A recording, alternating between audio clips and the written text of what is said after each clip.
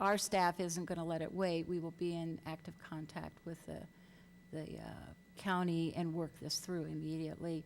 The county, and this has been a long, convoluted process with many, many steps, so it's just a detail that has to be worked out. That's another piece of this project that it's taken this amount of time to get done. So, what are the implications of not doing the project? Or what are the legal implications of not doing the project? Well, we'll lose a lot of money from the EDA. Money that can only go to that project. Right. Yeah. Well, I don't think we have a legal. We're not legally compelled to do this project. We're doing it because of a long history and commitments that have been made and so on. But the project originally was, you know, the project originally arose out of the Kmart project, and it was specifically not a mitigation that was required by the neg deck that was approved for that project. It was an enhancement that was agreed to. It was described as such at the time, and Kmart volunteered to contribute funds toward it in order to get their project approved, but it was not a mitigation under CEQA that the city is obligated to implement. And I've read the agreements with Moreno and Company and with Kmart many times. I haven't read them recently, but I don't believe that we'd be in breach of those agreements if we didn't go forward with the project. That money would just go poof. Yeah, we'd lose a lot of money and a lot of credibility in the community at this point, probably, but I don't think we're legally compelled to do those projects. Maybe there's some people paying attention who don't know exactly what we're talking about. We're talking about a bridge over Orr Creek, sometimes called Orr's Creek, where the current Orchard Avenue dead ends going north near Mervyn's, and the plan is to have that connect with Brush Street. There is an agreement with the county that deals with design standards, or can you refresh my memory about the agreement we have with the county?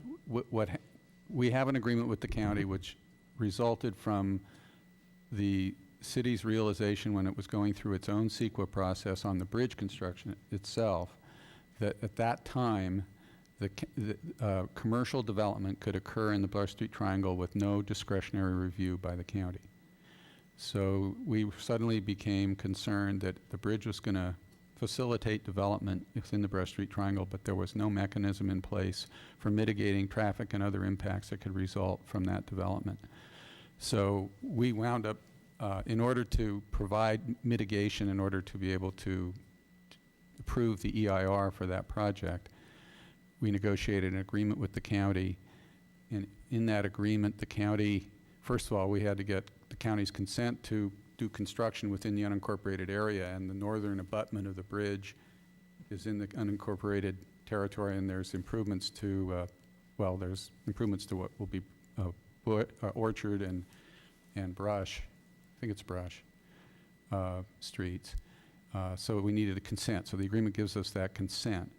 It also addresses how the bridge will be maintained after it's constructed. The city and the county agree to share those costs.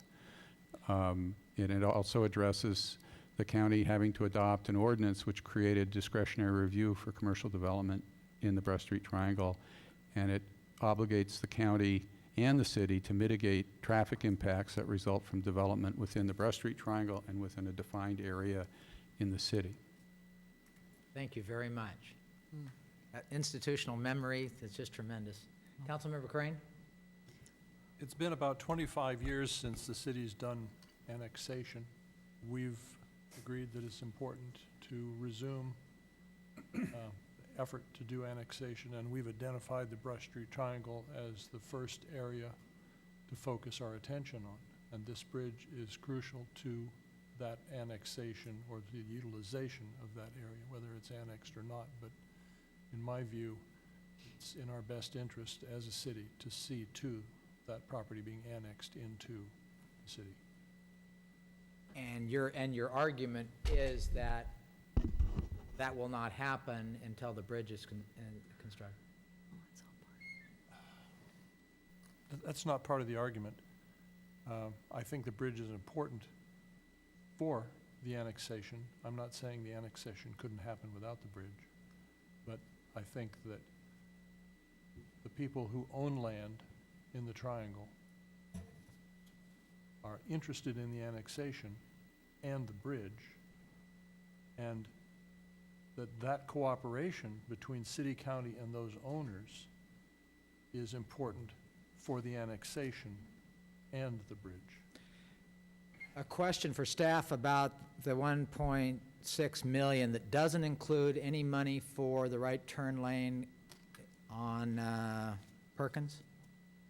That's correct. That's just for the bridge. And that money has already been approved as part of an EDA grant, it's just not mentioned here?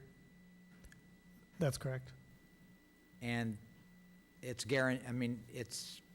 my concern is, well, I just want to know if there's any possibility that the money will not be there for the right turn lane. Well, no, if there's any possibility of it not being there for the right turn lane, the possibility is that it wouldn't be there for the bridge either, there is not a Do possibility. we know yet what that project will cost approximately? I think it's 130,000, I think is what it was. Another significant part of the history here is in approving the EIR, I want to refresh everyone's memory, is that one of the elements of the EIR said that the traffic jam problem that this bridge will create at Perkins and Orchard cannot be mitigated. It's going to be, I don't know if the word disaster was used, but it was going to be a significant, major problem that couldn't be fixed. And the council voted for overriding economic reasons to ignore that fact, basically. That was the argument. If there were overriding economic reasons, we will ignore the fact that Perkins and Orchard will become a very, very serious traffic problem that can't be fixed even by the right turn lane. So I'm not saying that I'm going to vote against this. I'm just saying the Kmart money that went, the $700,000 that was set aside was a way to ameliorate traffic problems in Clara and Ford. And I think the city is going to realize a benefit until there's development in the Brush Street Triangle. There will be a significant benefit for a while. People will go across Orchard to Brush, and it will reduce traffic elsewhere.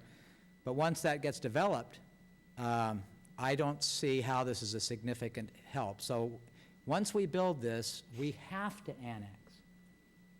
Otherwise, there's zero benefit, in my opinion, for the citizens of Ukiah. Further comment? Public comment?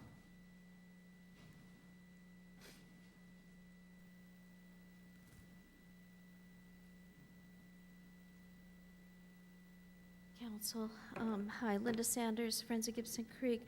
I was hoping that maybe staff could respond a little bit, since I guess the design document is really huge, to the mitigation of the number of trees that will be cut, and in terms of pedestrian and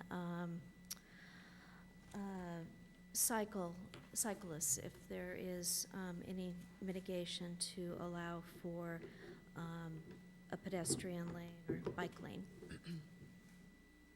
Okay, is that your only question? Because we're going to wait until you're through with your public comments before we ask staff to respond. Well, in the last point, and I think it's already been discussed at prior meetings, but it might be helpful for the public to know how the wagon seller community feels about the bridge. Thank you. Thank you. Would the staff have any comment on the issue of tree protection as the project takes off? Yeah, there are some trees being eliminated. However,